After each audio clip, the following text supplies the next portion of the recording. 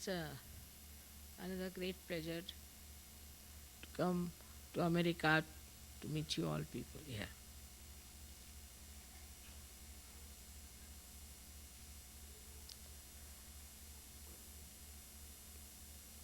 This one, as I've told you, is a very important country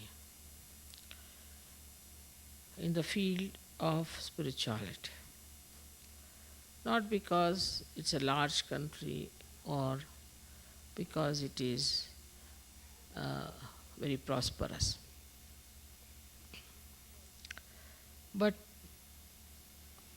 because, as you know, it is the Vishuddhi in the plant of Virat. Vishuddhi is such an important chakra. It has a very great manifestation also.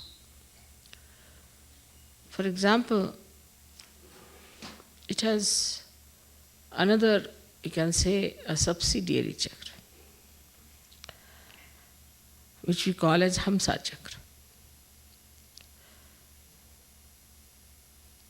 And the star which is influencing this center, or we say the star that resides on which the center is working, is Saturn. And as you know, with Saturn there is another small little Saturn moving. In the same way, with this Vishuddhi chakra, there's another one which is a very important chakra, which we call as Hamsa chakra. We have had a puja of Hamsa chakra in Germany once. And it has acted, I think, because Germans have realized that whatever they have done so far was absolutely inhuman. And I was so happy to see that when I went to Russia, the people who came to give them realization were mostly Germans. It really makes you feel so tender about the whole thing, that the Germans felt it is important. I mean, they were the ones who were attracted to come to Russia, to give realization to Russians. And you must know that the number of Russians killed are the maximum in the world, in this war, by Germans. So the discretion, the divine discretion that manifests through your Hamsa chakra first started in Germany.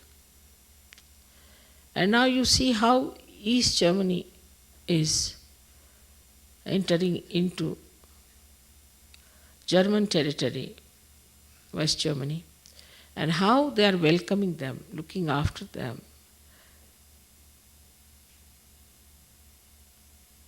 And who did all these things was, see, few Sahajogis who triggered it.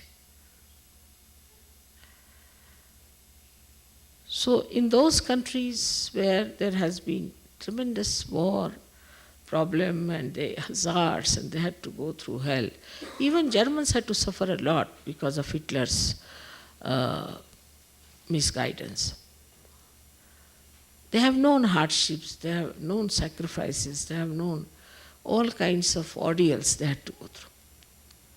But somehow this country has been blessed to such an extent that Americans never realized what is it that is hardship. And the blessings really have spoiled them. Hardships have been in all these countries which we call as Eastern Bloc. And Sahaja Yoga is spreading like wildfire in all these Eastern Bloc countries, where they have been completely under the rule of Russians, we can say, or under the rule of terror. And the same terror has acted in Russia throughout. In that terror, in that fear, it is surprising how this wisdom has grown in all these people, much more than in countries where we have the greatest affluence, the greatest comfort of life.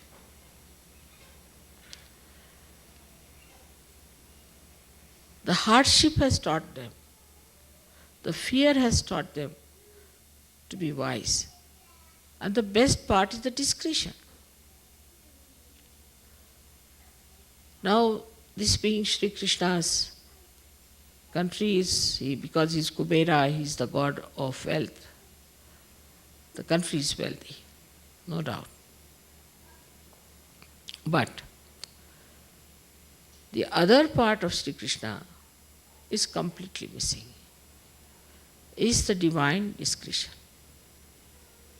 How his divine discretion is shown, even in Mahabharata, is wonderful to see. How he managed the Pandavas to win the war through his divine discretion, because they were dharmic. They were standing in dharma. And how he supported the Pandavas because they were dharmic. But just the opposite is the situation of his America, that America always supports wrong people. And it has no principle of righteousness or principle of its own freedom. For example, to support something like Argentina or Peru, where there's complete dictatorship. I've been there, I know what it is like at the time when it was under the regime of these people. And that's what has happened to the people of this country. They have no divine discretion at all. And that's why I think all the false gurus have come and settled here, because they know these people have no divine discretion.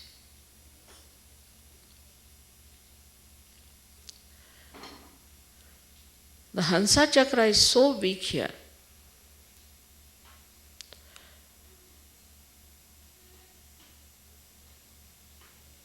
that they cannot see what is dharma and what is adharma.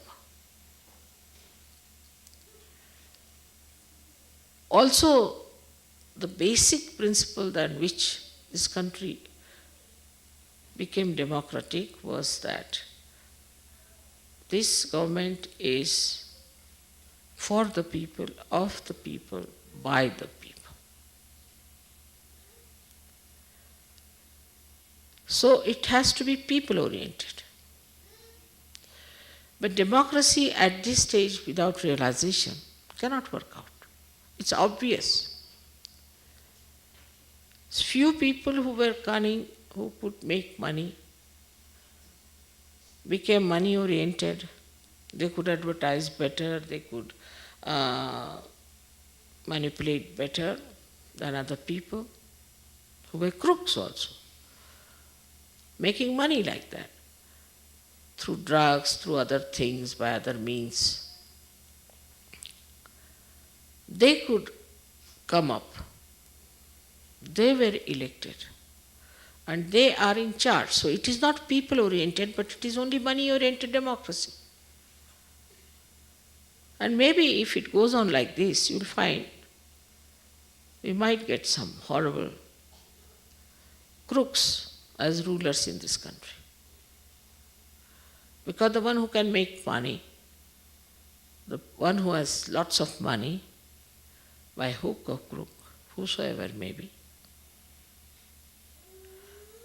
can win over elections and can become our ruler here.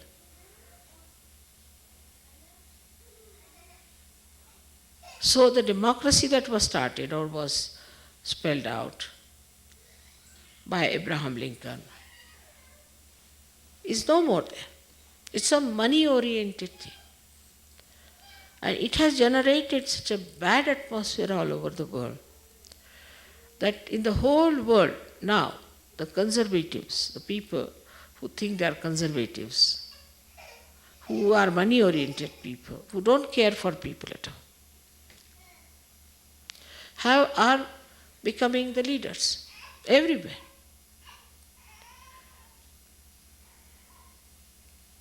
So to be people-oriented,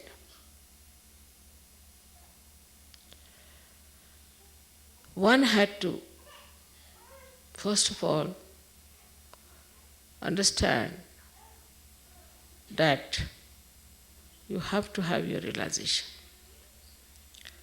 Otherwise, you do not become a collective being. If you do not become the collective being, you cannot enjoy the beautiful virtue of generosity. And when you do not have that generosity, then you become a person of a very small mind and a small heart. And the crookedness works everywhere. Outside, they are very sweet to talk, but inside don't know what they will do, how they'll deceive. In this kind of atmosphere we are. Well, in Russia we have done so well. In Russia, people were just waiting for a mother to come, that's all. They are mother worshippers to begin with. And they were wanting somebody just to love them, every one of them, to tell them about love. Because they felt they were never loved by their government. Here also, nobody is loved. But the pattern of the government there and the pattern of the people are two different ends. The government people are very, you can call them very dominating, extremely strict and exploiting time. But the people are the exploited ones. But here, the pattern of the government is taken over by people. As the government is exploiting people, people are also exploiting each other as much as they can exploit. Very good. After all, money is the end of it. That's why I used to think why in America Sahaja Yoga is failing. All kinds of thugs have come here, they have made lots of money, they all are thrown out, and so many have to be thrown out, is all right. But as far as Sahaja Yoga message is concerned, people cannot absorb it. So now for Sahaja Yogis, it is very important to become really very deep Sahaja Yogis, very, very deep, so that we can trigger better. Even if there are two Sahaja Yogis who are very deep, one can trigger a lot. Like you'll be surprised, in Hungary, people were saying in the beginning, Mother, what about Hungary? It should become free. I said, let there be one Sahaja Yogi to come in. Only one fellow came in, absolutely sick, very thin and worn out fellow. I treated him, I cured him. And with love, he got nourishment. And within 8 days after his realization, we went back, and after a week, Hungary got its freedom. Though we are few in here, we all have to be very conscious of it, that we are the foundation, and if we fail, we'll fail our country. We have to be very deep sensible surgeries. So what problems do we face here? First is, I have told 100 times, that you have to open your heart. That's such an important thing for all surgeries, to open their heart. Look into your hearts. What do you want? Not through rationality, but through vibrations. What do you want? You ask yourself, what do I want? Then say a few words. I want money, vibrations won't flow. I want this, that, vibrations won't flow. Then what do you want? I want to be a deep surgery, very deep, so I could save my country. If Americans will go to hell, you will be held responsible for that. Nobody else. You need very few people to trigger it, I tell you. But we still stick on to our past. The problems and problems of America are very different type all the time. First is aggressiveness.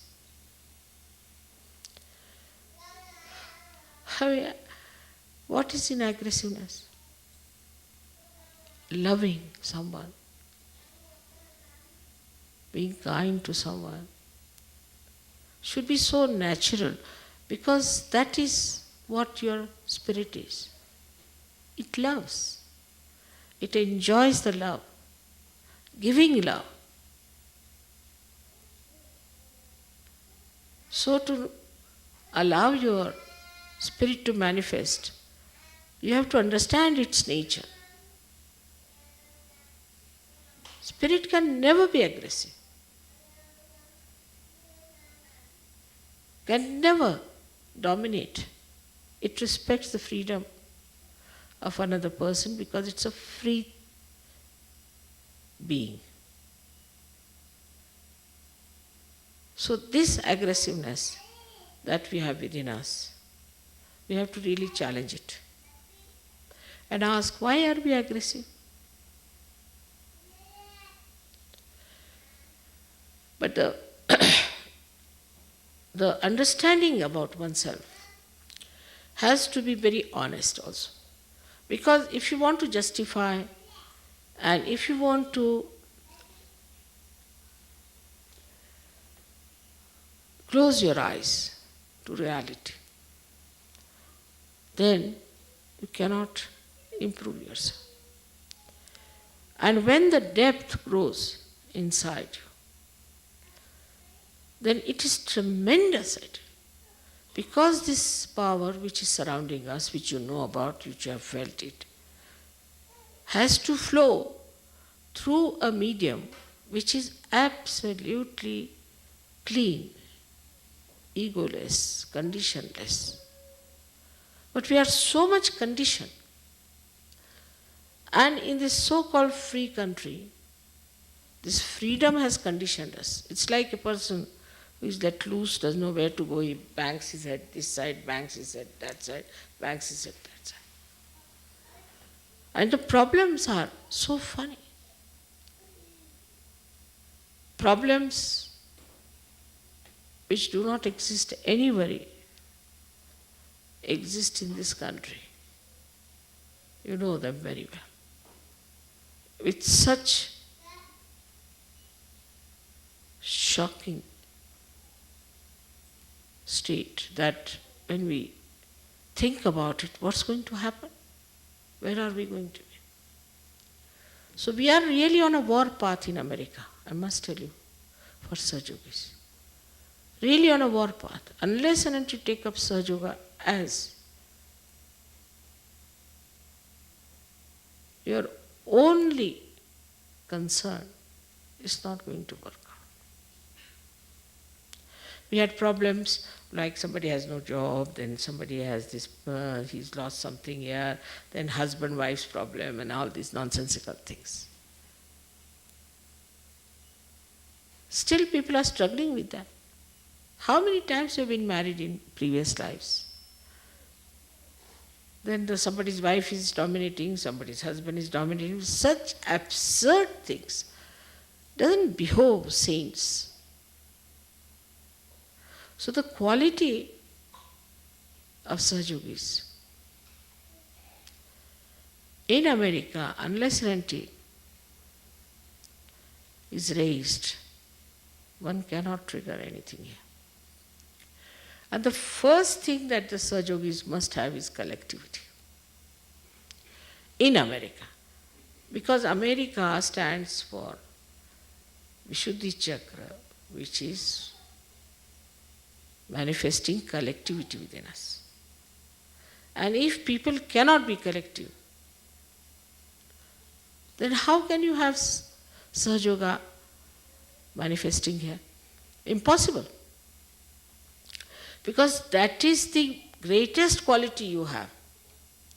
That's the basic power you have in this country, is the collectivity within you. So you have two basic powers. First is collectivity, and the second one that you have is the divine discretion. Basically given to you these powers. And just the opposite if we go. I've heard about many Sahajogis who avoid company of children, who run away from other people. If they see 3-4 people sitting there, then they can't share the room with them. It's very common. Right. Say now, supposing there's a very small little room, and so many have to sleep in a small little room. It's nice, in a way. It's an experience. Then where do you sleep? You sleep there, you sleep there. How do you manage? You can't go to the bathroom. And it's an event.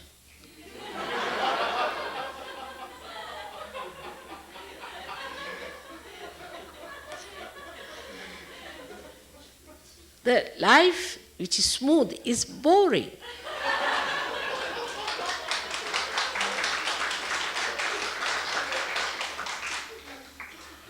There should be some events in life, you see, like this.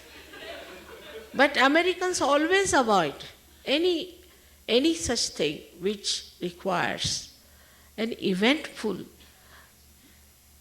time. Otherwise, if you walk straight forward, you reach some place, open the door and everything is ready-made, you walk into your room, everything electrified, and you just get your seat, you sit on the seat. If you have to get up, the seat pulls you out. Or I went to somebody's house and they said, we have a bed here. I said, what's so special? He said, if you press this button, your legs will come up. You press this button, your head will come up. You turn round. I said, I can do all that myself.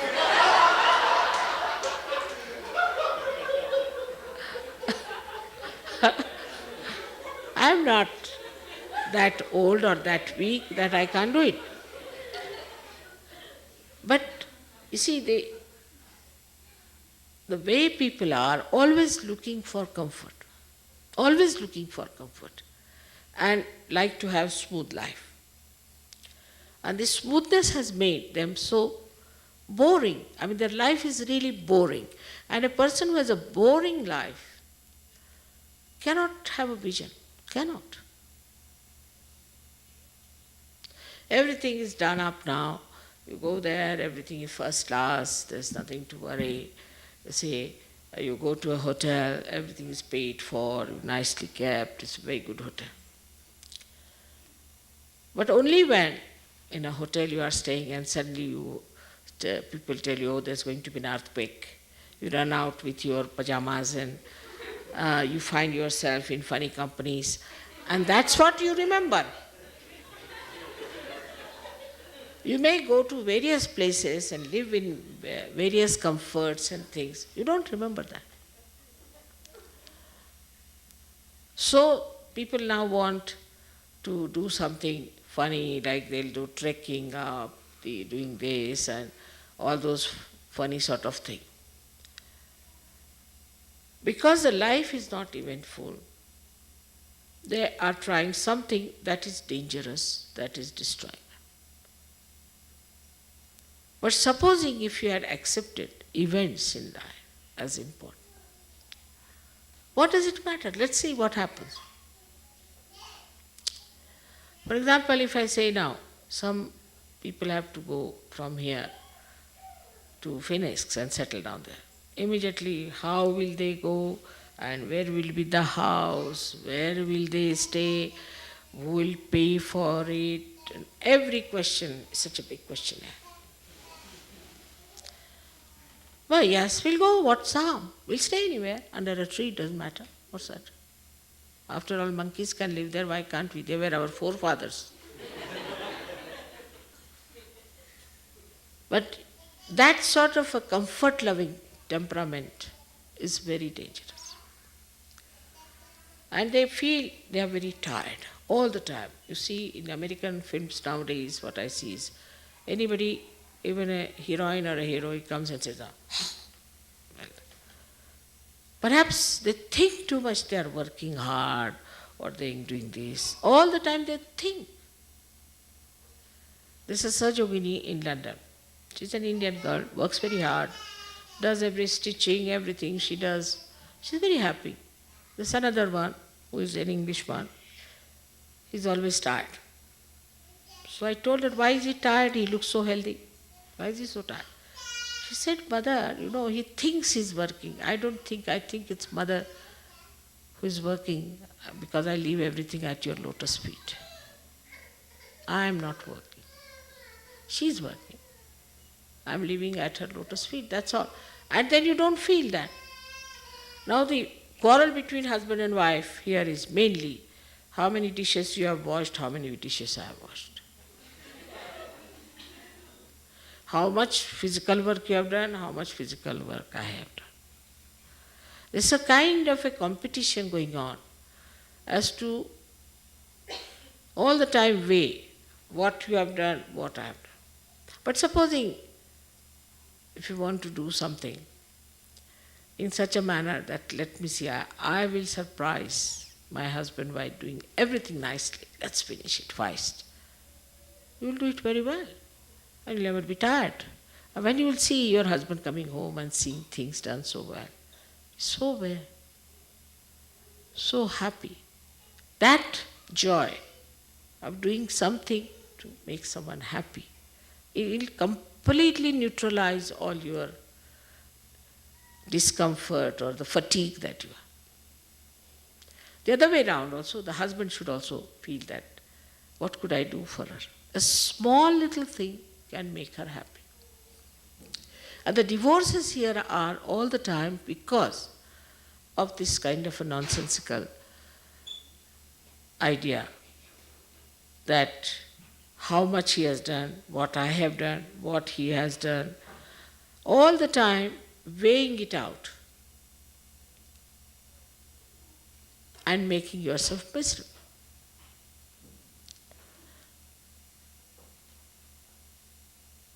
I travel a lot, as you know.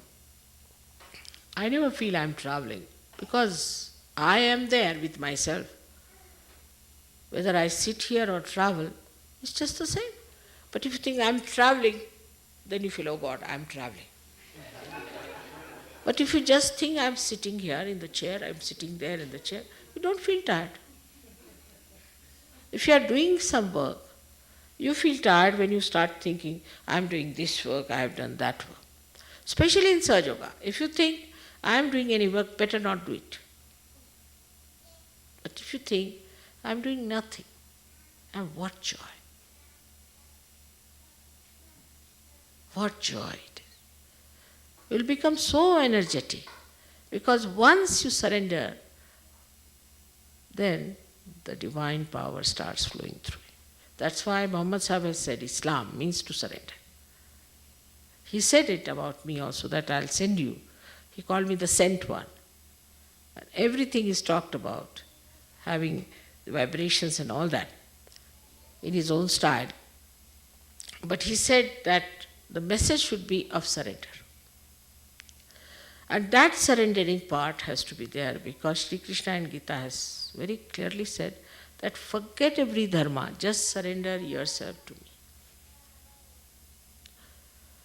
And that surrendering, if the Sahajogis develop in America, the rest I'll look after. But you leave it to me to do it.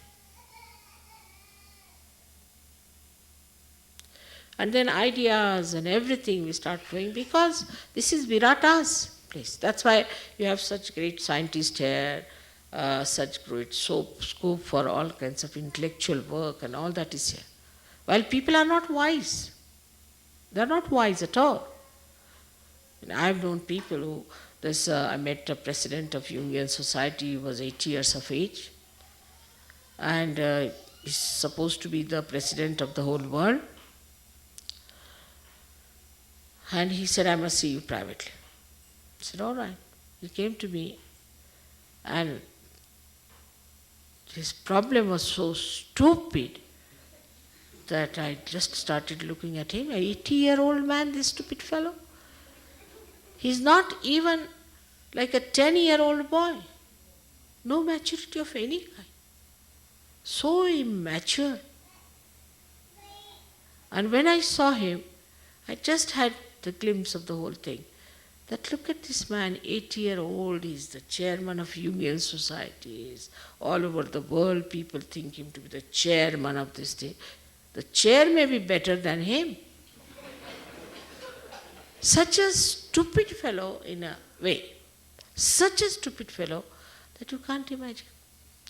So they might be intelligent, they might be well read, they might be able to discover something out of matter, but they do not have wisdom. And the wisdom can only come through honest introspection. But it should not be also, I am catching on this chakra, I am catching on that chakra, not that. But why am I not seeing the point? What's the matter with me? Why can't I understand what is Sahaja Yoga? Even when you have become Sahajogis now for years together, still these old nonsensical things stick on to you. These ideas stick on to you. Why? Why do we not have that purity of divine discretion which sees everything so clearly? So I think we need collectivity, first of all, and secondly, meditative honesty. Just to meditate, sit down before the photograph, do the meditation, no. Meditation should act, should work. If it does not work, something wrong with it. Absolutely something wrong. If you feel everything is working all right, everything is miraculously showing its presence, the presence of the Param Chaitanya, then you are all right. But if it is not so, if there are problems, then you are not a Sahaja Yogi.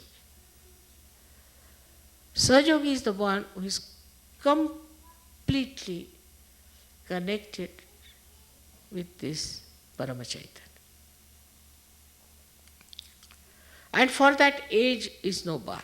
I have seen girls who are only 16, 17, 18 years, so wise. Even small little children who were with widow, I talked to them. I was surprised at their wisdom. So very wise, so beautiful. They understood human nature so well. Small little children, they were at the most 10 years of age. And nice to talk to them.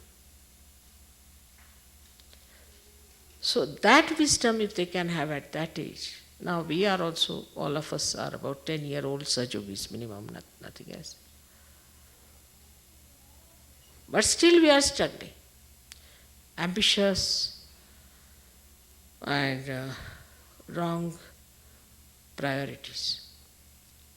There is no need to have any ambition. Ambition is an imaginary thing. But Sahaja Yoga is reality. Everything works out. Everything sorts itself. Everything plans out. But to feel that if this is so, as I said, in a small room there are 12 people, is something for the good. Why not? We have to be there. If I've lost the way, supposing, then I would say I have to go this way. This time we made a ticket which was a little wrong according to everyone, because we had to go through Phoenix. But nice, because I felt the vibrations of Phoenix. I had to go that way. I had to see that. So, always to find something smooth, the way we want it to be smooth, is not the way of Sahaja Yoga. Well, whatever we get it, we see the hand of the divine behind it. What is our purpose of life? Our purpose of life is to save people. Save the Americans. Minimum of minimum, not the world, but at least start with Americans. That's our purpose of life. That's our identity. While doing that, there is Param Chaitanya which is going to look after you completely. But first you put yourself before everything else. I must have this, I must have that, I must have this. It won't work. Then I have this problem, I jumped into bankruptcy, I had that problem, I just couldn't manage. Because you have put other things before yourself. Self means the spirit. According to people, self means selfishness. But according to Sahaja Yoga, self means your spirit. So, today's lecture should not be that we hear from one ear and goes through the same one, but should we little bit ponder about it and listen to it again and again. I have great hopes from you. I have worked very hard in America, very much so. But it has never been that state where I could say now I can trigger something. Even if there are few Sahajogis who are very deep and good, they are pulled down by others, by jealousies, by this, by that. It's not the number that you are, but the quality that you are, first of all. But in Russia I found it so easy, so very easy. It was wonderful, unbelievable. I've been only there thrice, can you imagine? And now Sahaja Yoga is a religion throughout. Everyone knows me in Russia. But here people only know Rajneesh or that Muktanand or all horrible people. Now, you can also say that, Mother, it's a question of advertising. That here the people, the way they advertise and manipulate and all that. But it only works out in places where people are not seeking reality. Why can't they see that this is all publicity? They have no discretion. Supposing tomorrow they say this is the hairstyle, then all Americans are in the same hairstyle. You can't make them out who is who. Or they say this is the way the dress has to be. All Americans will be dressed up that way. I mean, it's a slavery to these entrepreneurs and to all this advertisement. Any kind of advertisement, if that enamors people so much, that means we are fools, we are stupid, we are idiots, that we cannot think for ourselves. Anybody can befool us. Anybody can put up anything in the market. Anything they talk about, we jump at it. As if we have no brains to understand, to take to it. It's like we have no roots. We are just like some weeds which are thrown from this end to that end. But in Sahaja Yoga, your roots must grow much, much faster than anybody else. Because this is the land of Sri Krishna. How many things he has done in his lifetime, we have to see. As a child, he killed so many demons, while all demons are invited. As a child, he raised the Kundalini for all the gopis and everyone. He played all kinds of beautiful tricks to amuse people as a child. And later on, he killed his own uncle. Which shows one thing, an uncle in Indian families is the nearest person. In the marriage, it is the uncle who gives the daughter, it is the uncle who performs most of the rituals and everything. The uncle is the nearest person. And he killed his own uncle. Shows that he finished off all these artificial relationships.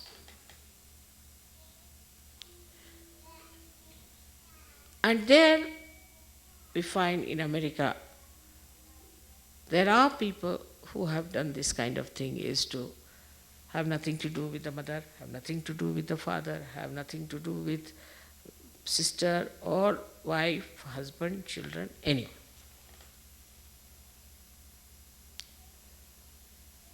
But for what? For what have they given up? They gave it up for selfishness, for money, not for something higher. Just the opposite of what Sri Krishna did is to kill his own uncle, because to deliver his parents from their prison, and also to kill a demon, who was a demon. So in our own understanding, if we understand one thing, that we are living on the soil, or on the soil of that country which is blessed by Sri Krishna, who is called as Yogeshwara. So the first part was that when he destroyed all these things, he was a Yogeshwara. He was the divine energy for yoga, for union with the divine power. He was the Ishvara, he is the deity. If he was a deity and he is the one who is the ruler of this area, then what should we be? In yoga, we should be masters, not mentally, but at that state of the higher state. If that could be achieved, then you people should become the highest of highest yogis. Because you have that power existing in this place. It is there. So many have told me that, Mother, now don't you worry about America. Just forget it. Why to waste time in America? It's not going to work out. It's useless. But I know such a lot of power exists in this country of the Yogeshwara. And if you can use that power of Yogeshwara, you can do so much good to the whole humanity at this juncture when the history is taking another form. Now those who rise in spirituality, everybody is now today talking of spirituality. Even Prince of Wales the other day was talking that we should take to spirituality, not to so much materialism that has caused us ecological problems and things like that. Everybody is talking of spirituality. And you are the ones who have it with you. You are the ones who have powers with you. You are the ones you can spread it. And once you start spreading it, you'll be surprised how you will achieve tremendous heights in every sphere, in every walk of life. So your identity is that you are Sahaja-yogis, and you have to use the power of Yogeshwara, who is the presiding deity of this country. I bless you all that you have that wisdom, that depth. You touch your depth somehow. Try to work it out. Stop all nonsensical fights and things. Become collective. Try to understand each other. Try to open your hearts. You have such depth. You are born in this country because the Yogeshwara wanted you to be here, and he has blessed you with all the bounties of his love. Now, it is for you to use that tremendous power. But without love, you cannot. Because he was the embodiment of madhurya, sweetness. Sweetness. That madhurya you have to imbibe, and that madhurya you have to spread. That's very important. So that relationship of sweetness between each other, the relation of enjoying each other, the relation of knowing each other, has to be full of sweetness, just like honey.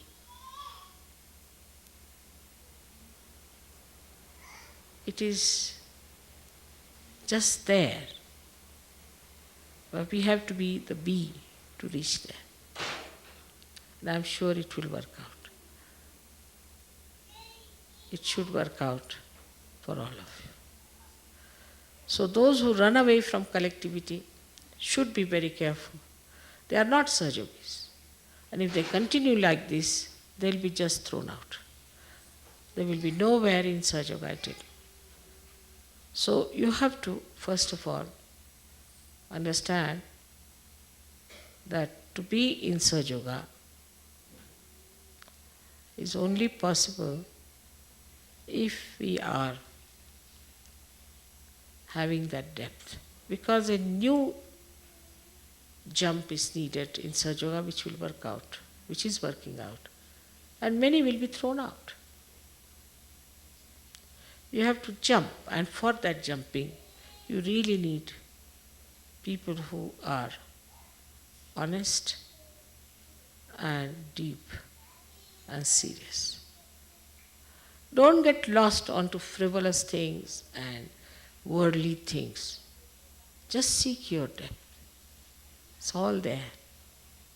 So beautiful. So may God bless you.